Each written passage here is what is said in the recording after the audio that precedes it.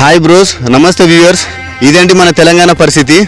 ప్రస్తుతం హన్మకొండ ధర్మసార మండలంలోని ఇక్కడ పోలీస్ స్టేషన్కి ఆపోజిట్లో ఉన్నటువంటి మన ఇక్కడ క్రికెట్ గ్రౌండ్ ఆడతారండి. అలానే ఈ ఆసాములకు వాళ్ళు పండించినట్టు పంట ఇక్కడ ఆరబోసుకొని తర్వాత మార్కెట్కి తీసుకెళ్లడం జరుగుతుంది.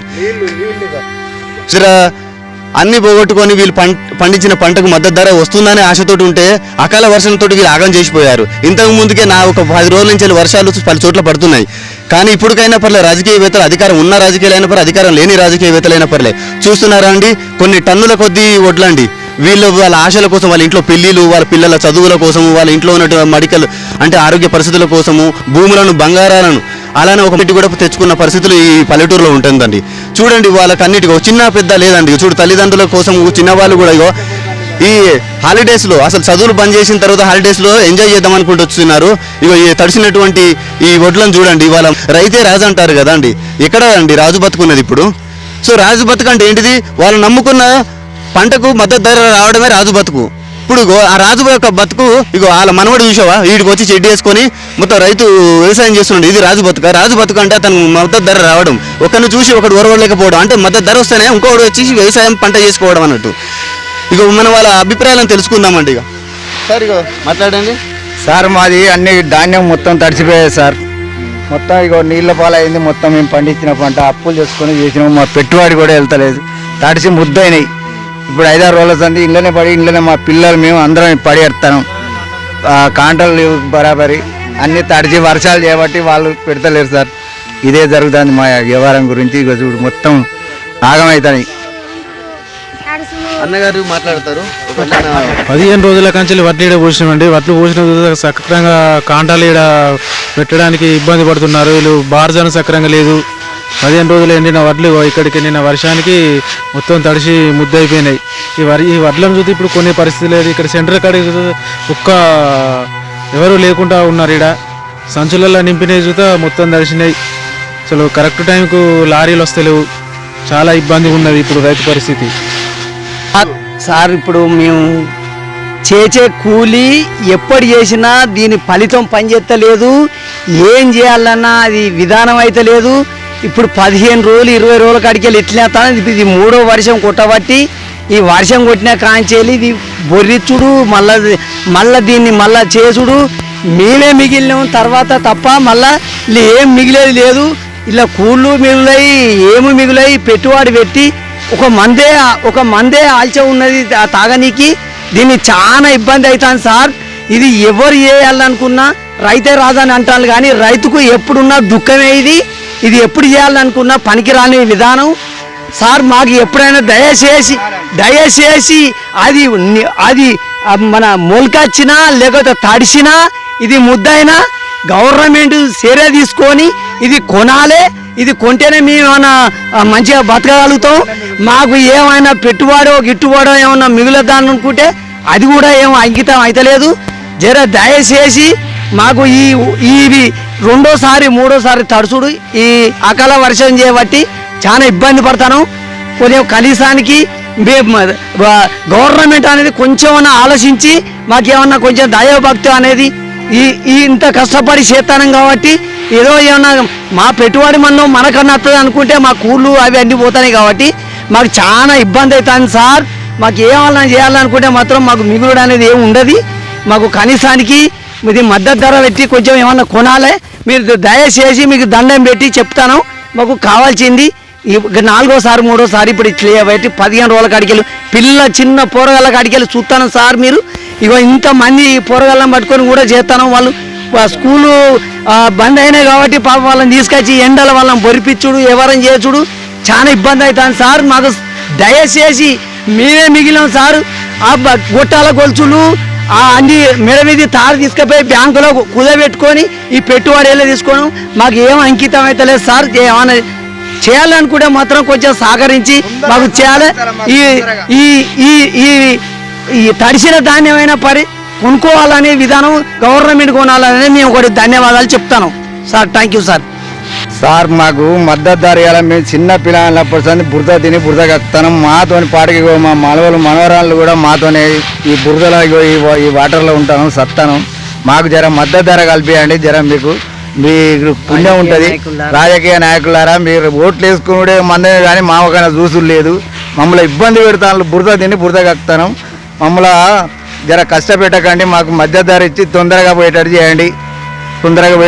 మాకు కాకపోతే మందు డబ్బాని ఇవ్వండి, లేకపోతే మందు డబ్బాని ఇవ్వండి. ఈ ధాన్యాన్ని చేయబట్టి ఏం చేయాలి? చేసి మా బొక్కలు తెల్లబడతాయి. మాకు ఇప్పటికైనా జర కన్ను తెరవండి మీరు రాజకీయ నాయకులారా. మాకు జర మందు డబ్బే మిగులుతుంది, మాకు ఏం మిగులుతలేదు, పెట్టుబడి మిగులుతుంది. 20 రోజుల సంది ఏడుస్తాను ఇలా, మా పిల్లలు మేము అలా ఇలా ఉంటాను. మాకు ఇక సీనియర్ దగ్గర బొక్కలు తెల్లబడతాయి. ఏం చేయాలి? మాకు చేయలేము, ఇక ఈ వ్యవసాయం చేయలేము. బెస్ట్గా చూశారా వ్యూవర్స్, ఇంత అనుభవం కలిగిన వ్యవసాయ కూలే ఒక మాట అంటున్నాడు, ఇస్తే మద్దతు ధర ఇవ్వండి, లేకపోతే ఒక మందు డబ్బా ఇవ్వండి, మందు డబ్బాది తాగి మేము ఇక్కడ ఈ వ్యవసాయం చేస్తున్నట్టు భూములనే చచ్చిపోతాం అంటారు. అంటే ఈ రైతు, మన దేశానికి రైతు చనిపోవడం ఒక పెద్ద శాపం అండి. ఈ శాపం మనం శాపస్తులం కాకూడదు. మనం ఇప్పటికైనా పర్లే, అధికారం ఉన్నా అధికారం లేకపోయినా పర్లే, ఈ రైతులను మనం నమ్ముకున్నటువంటి దేశం మొత్తం మనం తిండి కడుపులోకి వస్తుందంటే ఈ రైతు పండించిన పంటనే. ఈ బురదలో ఉంటాడు, బురదలో తిరుగుతాడు, ఈ ఐరన్ బట్టలు లేకుండా మురికి బట్టలతో తిరుగుతున్న ఈ వ్యవసాయ కూలీలను, వ్యవసాయ ఆసాములను మనం చూసి ఏలైనా చేస్తాము.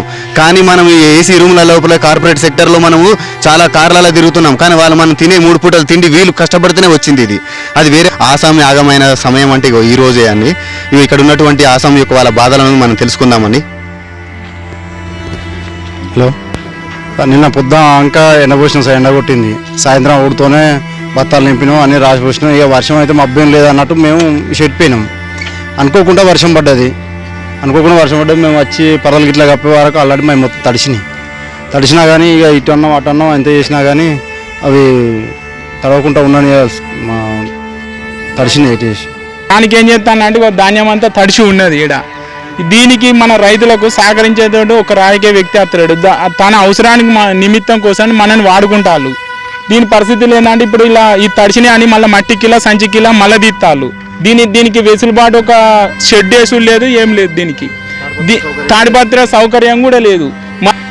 మళ్ళీ కూలీలు మళ్ళీ దానికి అవసరానికి ఎక్కువ అవుతాయి, డబల్ ఖర్చు అవుతాయి. మనకి ఇలా ఏం లాభం అత్తలేదు, ఏం లేదు. దీనికి మనకు ఒక ధర్మసారు అని కాదు, ఒక సంస్థానానికి దీన్ని ఉంచినప్పుడు దీనికి ఒక సౌకర్యాన్ని నిలబెట్టి మనకు అందుబాటులో నిలబెట్టాలని కోరుతున్నాం. ఎవరైనా రాజకీయ వ్యక్తులైనా, దీని సంస్థానాన్ని నిర్మించిన వ్యక్తులైనా ఎవరైనా మంచిదే. అంతేగాని ఇప్పుడు మళ్ళీ ఆరబెట్టిన మన రింపిన బస్తాలను కాంటబెట్టినే మళ్ళీ ఆరబోయాలంటే రైతుకి ఎంత నష్టమైతే అని బోల్డనంత నష్టమవుతుంది. మట్టికిలా సంచికిలా వీళ్ళు ఎవరు ఇప్పుడు సొసైటీ ఏర్పాటు చేసిన ఆయన దొబ్బుతాడా, మిల్లులు దొబ్బుతాలా, ఎవరు వాళ్ళ మునిగేది ఎవరు రైతులే మునుగుతాళ్ళు. అందుకే దీనికి ఏంటంటే బస్తాలు రింపి ఉన్నాయి, మళ్ళీ నాణ్యాయి, మళ్ళీ ఒక ఇట్లా ఆరబొత్తాలు. మరి దానికి ఎవరు ఇప్పుడు దానికి బాధ్యత? మళ్ళీ రింపిన కూళ్ళు మళ్ళీ ఇవి చేసిన ఇప్పుడు అమాలి పని అయినా వాళ్ళు ఉత్తగస్తారా? ఎవరు రారు. ఎవరికైనా డబల్ ఛార్జీలు అయితే లేవా? కలెక్టర్, రాజకీయ నాయకులు ఏసీల కింద ఉంటారు. మరి ఈ పరిస్థితి ఏంది?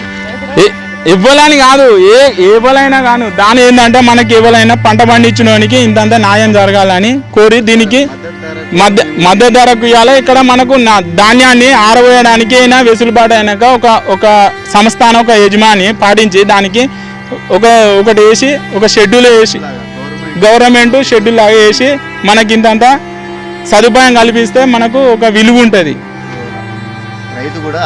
ఆనందంగా ఉంటారు. దానికి ఎవరికైనా నష్టపరిహారం కలిగి, ఇప్పుడు రైతు మంచిగా ఉంటేనే కదా సమాజం మంచిగా ఉండేది. వాళ్ళ యొక్క మనోభావాలను తెలుసుకుంటే ఏమైందంటే ఇక్కడ రైతు రాజా అంటున్నారు, కానీ ఇక్కడ రైతు బానిస, లేకపోతే వెట్టి చాకిరీ చేసి కూలీలాగా అయిపోయింది.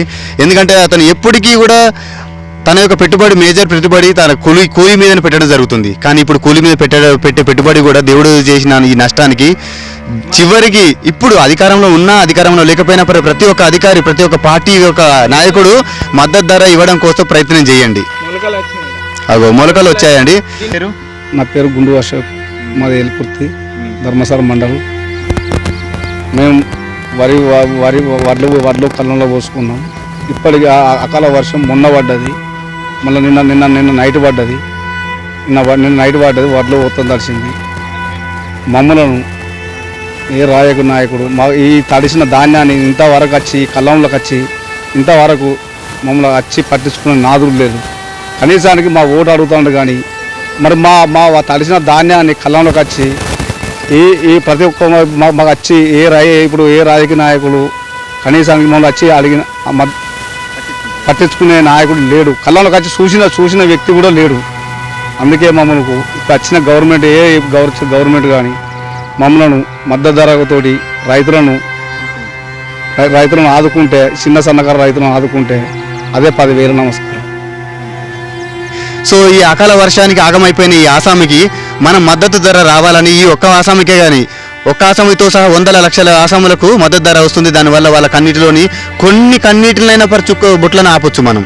సో వ్యూయర్స్, మీరు ఇప్పటికైనా పర్లేదు చాలా వరకు మీరు కామెంట్ రూపంలో ఈ ధర్మసాగర్లోని ఆసాములకు అలానే చుట్టుపక్కల ఆసాములకు ఈ వర్షం వల్ల బాధించబడిన ఆసాములకు ఆగం చేయకుండా వాళ్ళ బతుకుల్లో ఇప్పటికైనా కనీస మద్దతు ధరనే ఇప్పించి వాళ్ళకు మేలు కోరాలని నేను ఆశిస్తున్నాను. మీరు తప్పకుండా ఈ నా ఛానల్ సబ్స్క్రైబ్, లైక్, షేర్ చేసి అందరికీ ఈ పెద్ద తలక ఎవరైతే ఉన్నారో సీఎం, పిఎం వాళ్ళకు తెలియవచ్చేంత వరకు మీరు కామెంట్ చేస్తూనే ఉండండి. Thank you. 6 కాలం కష్టపడి కౌలుకు తీసుకొని 10 ఎకరాల భూమి పంట నష్టపోయిన రైతులం మేమండి. మాది ధర్మసాగర్ గ్రామము. 10 ఎకరాల భూమి కౌలుకు తీసుకున్నాము. 10 రోజులు అవుతుంది. ఇక్కడ ఐకేపీ కాడ పోసినాము మేము. వీళ్ళ పరదలు ఇవ్వలేదు, ఏమీ లేవు. ఇప్పుడు మాకు ఇక్కడ 12 ట్రిప్ల వడ్లు తడిచినాయి, మొలకెత్తినాయండి.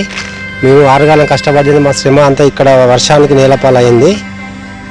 మాకు దీనికి తగిన గిట్టుబాటు ధర ఇవ్వవలసిందిగా మేము మనవి చేసుకుంటున్నామండి. వచ్చే గవర్నమెంట్ ఏదైనా పర్వాలేదు కానీ మాకు మద్దతు ధర ఇచ్చేటట్టు మాకు అండగా ఉండాలని మేము కోరుకుంటున్నామండి. సో ఇదే అండి. సో నిరాశతో కూడుకున్నటువంటి వీళ్ళ ఆశలకు ఒక ఆశా జ్యోతిగా మనం నిలుస్తామండి.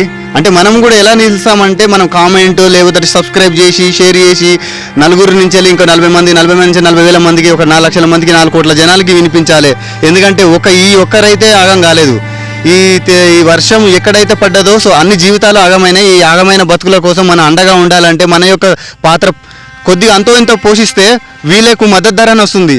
సో మన వల్ల మద్దతు ధర ఎలా వస్తుందంటే వాళ్ళ బాధలకు మనం రియాక్ట్ అయ్యి మెసేజ్ రూపంలో తెలియవలసిన వాళ్ళకు తెలియజేస్తే సో వాళ్ళు ఒక చర్య తీసుకుంటారు. గవర్నమెంట్ ఒక చట్టం తీసుకొచ్చి వర్షానికి ఏ ప్రాంతాలలో అయితే గురి కాబడినారో వాళ్ళకు మాత్రం ఒక మద్దతు ధర ఇస్తారండి. సో మనం ఇప్పటికైనా మర్చిపోకుండా వీళ్ళను నెగ్లిగేట్ చేయొద్దండి. ఎందుకంటే రైతే రాజు అంటారు. మనం రాజు అంత పెద్ద రాజు కాకపోయినా పర్లే కానీ సిపాయి కాకుండా వెట్టి చాకిరీ చేసి కూలీ కాకుండా అయితే చూద్దామండి. ఎందుకంటే వాళ్ళు లేని జీవితం మనం లేవండి. మనం 3 పూటలు తిండి మన చెయ్యి మన వేళ్ళు మన నోటిలోకి రావండి. Thank you.